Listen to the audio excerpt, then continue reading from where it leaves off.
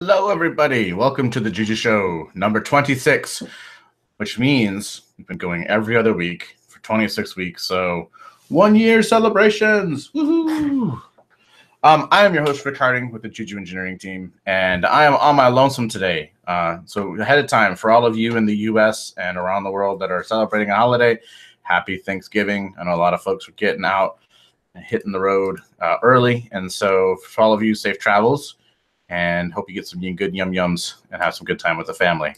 But 2 weeks ago, I promised you all some awesome demo stuff. So I want to give you that. You can take it into Thanksgiving, and you can kind of have a little bit of extra sweetness for your holiday weekend.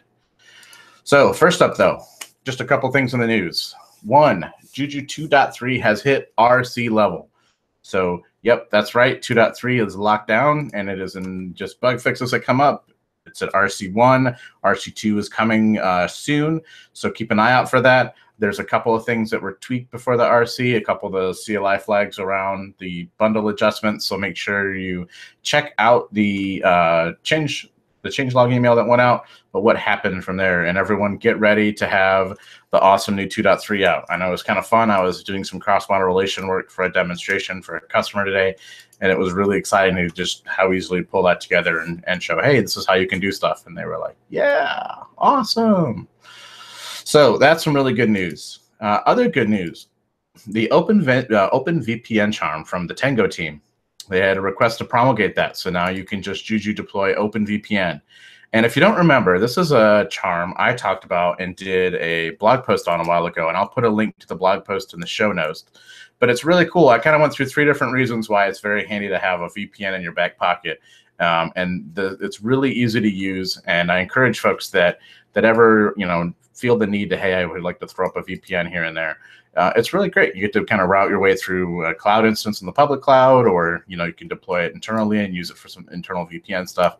But I find it really really good, easy to use. So I'm excited that that team's got that up and all the way promulgated. So congratulations, Tengu team. Good stuff.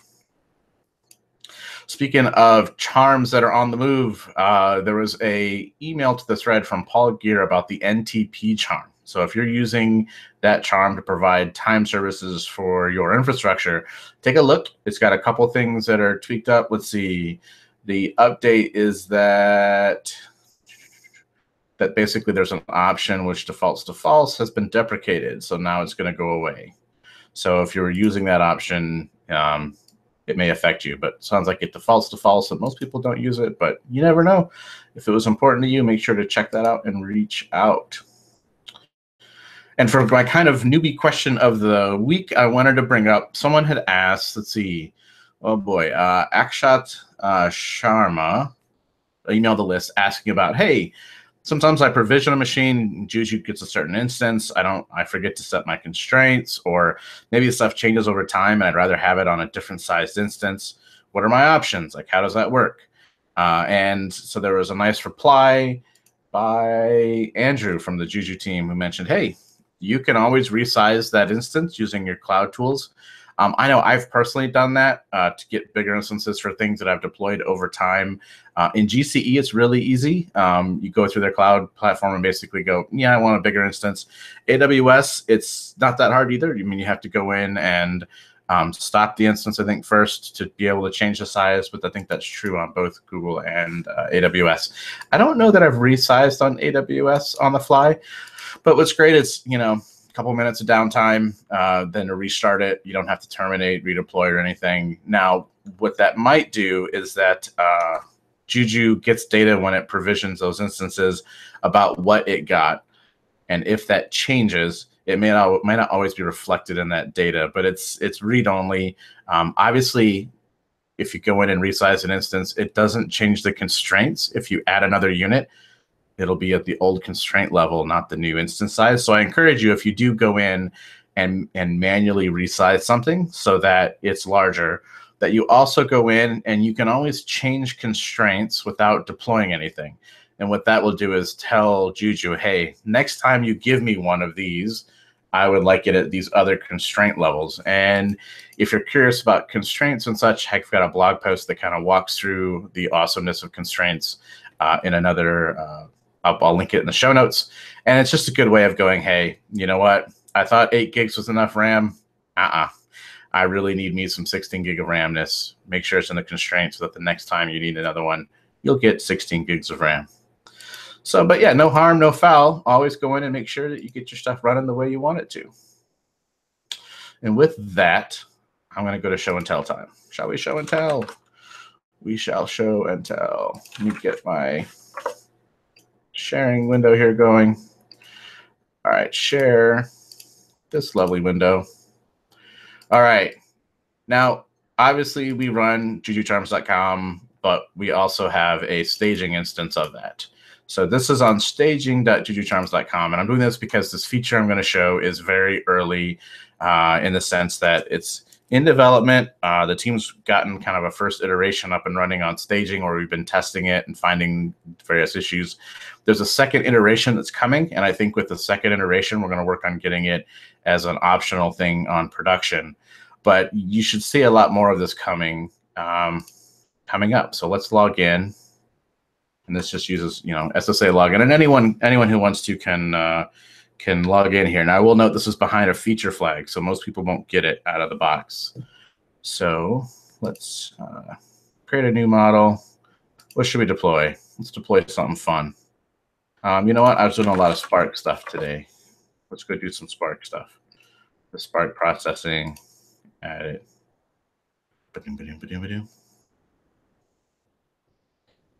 All right, and deploy it.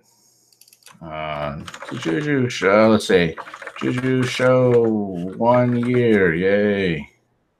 And obviously different clouds are supported on staging. And let's get that deploying. Okay, while that's going, now hard to reload this. This is one of the known issues that the team's working on, is my button wasn't there yet. There's my button. Up here next to the sharing UI is a new button, and it's called the JujuShell.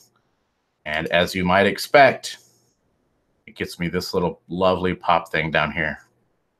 So what this is doing is we have an application that's running on this controller that runs and manages LXD containers. And those LXD containers come up with a predefined image that has a bit of magic in it. It's got Juju already installed. Now, this is not up to date. Again, like I said, it's a little bit older as we've beat on it for a little while. It's got Juju 2.3, the alpha on it.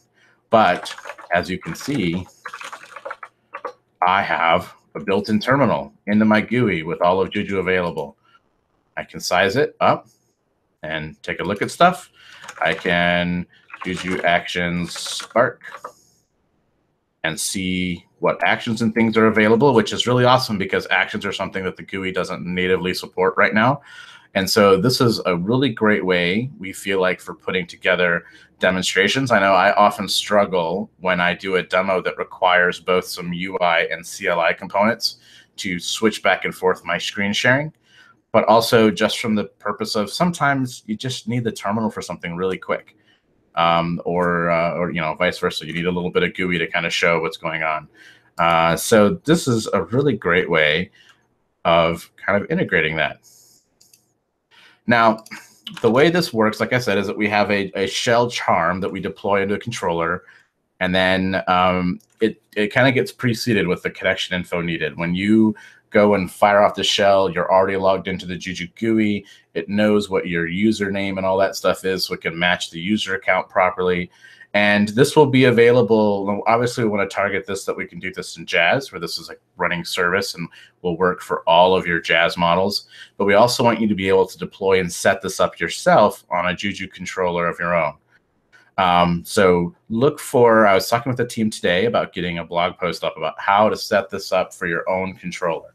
So hopefully by sometime next week, we'll have that blog post out and on the mailing list. So if you're interested in updates, make sure you kind of subscribe to those.